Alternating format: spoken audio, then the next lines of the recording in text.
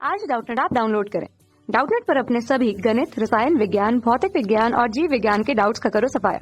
बस प्रश्न की फोटो खींचो, एक ही प्रश्न को क्रॉप करो और तुरंत वीडियो सोल्यूशन पाओ। अभी डाउनलोड करें। हेलो दोस्तों, इस प्रश्न में पूछा गया है कि सल्फर परमाणु की बाह्यतम कक्षा में इलेक्ट्रॉनों की संख्या कितनी होती है। इसके लिए हमें प्रश्न में 4 विकल्प दिया गया है। ए में दिया गया है 4, बी में दिया गया है 5, सी में दिया गया है 6 तथा डी में दिया गया है 7। यदि हम यहाँ पे सल्फर परमाणु का प्रतीक चिन्ह देखें तो हम इसे ऐसे प्रदर्शित करते हैं तथा जो इसका परमाणु क्रमांक जो होता है 16 होता है तथा इसका द्रव्यमान संख्या यहाँ पे 32 होता है। तो यहाँ पे परमाणु संख्या या परमाणु क्रमांक कितना है, यहाँ पे 16 है। अतः हम जानते हैं कि जितना परमाणु क्रमांक होता है उतने ही उस तत्व के नाभिक में क्या होते हैं, प्रोटॉन होते हैं। तो यहाँ पे प्रोटॉनों की संख्या कितनी होगी, यहाँ पे 16 होगी तथा जो न्यूट्रॉनों यहाँ पे उदासीन अवस्था में यहाँ पे इलेक्ट्रॉनों की संख्या भी परमाणु संख्या के बराबर होती है। अतः यहाँ पे इलेक्ट्रॉनों की जो संख्या वह कितनी होगी, यहाँ पे 16 होगी। तथा यदि हम यहाँ पे द्रव्यमान संख्या देखें तो यहाँ कितना है, यहाँ पे 32 है।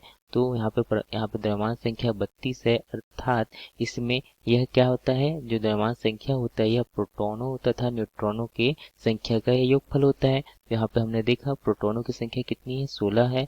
तथा तो यहाँ पे हम अगर यदि 32 में से 16 घटा देते हैं अर्थात प्रोटॉनों की संख्या को, तो हमें यहाँ पे न्यूट्रॉनों की संख्या प्राप्त हो जाती है। तो इस प्रकार से जो सल्फर है इसमें प्रोटॉनों की संख्या कितनी है, यहाँ पे 16 है तथा न्यूट्रॉनों की संख्या भी यहाँ पे कितनी है, 16 है तथा इलेक्ट्रॉनों की संख्या भी यहाँ पे कितना है, 16 है।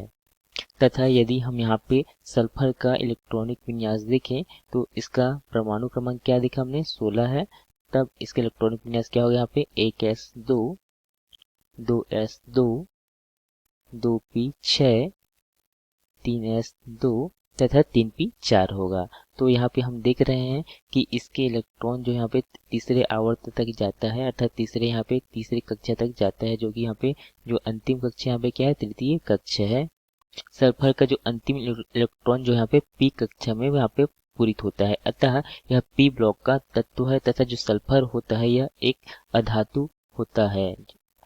एक कैसा तत्व होता है, यह एक अधातु तत्व तथा यहाँ पे पी ब्लॉक का यह एलिमेंट होता है। अब देखते हैं सल्फर के परमाणु संरचना को। तो हम जानते हैं कि किसी भी तत्व के सबसे मध्य में जो भाग होता है उसे हम क्या कहते हैं, नाभिक कहते हैं। तथा नाभिक में यहाँ पे क्या होते हैं, प्रोटॉन तथा न्यूट्रॉन उपस्थित होते हैं। प्रोटॉन कैसे होते हैं, धनावेशित होते हैं, न्यूट्रॉन आवेशीन या उदासीन होते हैं। तथा जो इलेक्ट्रॉन होते हैं यह नाभिक के चारों ओर अलग अलग कक्षाओं में परिक्रमा करते हैं। तो यहाँ पे आप देख सकते हैं कि यहाँ पे जो प्रथम कक्षा में कितने इलेक्ट्रॉन उपस्थित है, यहाँ पे 2 इलेक्ट्रॉन उपस्थित हैं।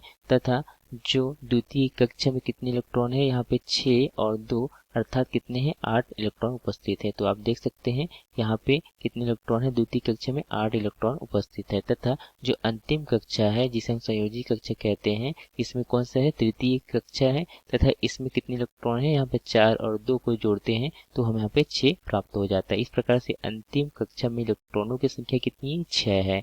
और हम प्रश्न में क्या पूछा गया था कि सल्फर परमाणु के बाह्यतम कक्षा में इलेक्ट्रॉनों की संख्या कितनी होती है। तो बाह्यतम कक्षा यहाँ पे कौन सी होगी, तृतीय कक्षा, जो कि अंतिम कक्षा है।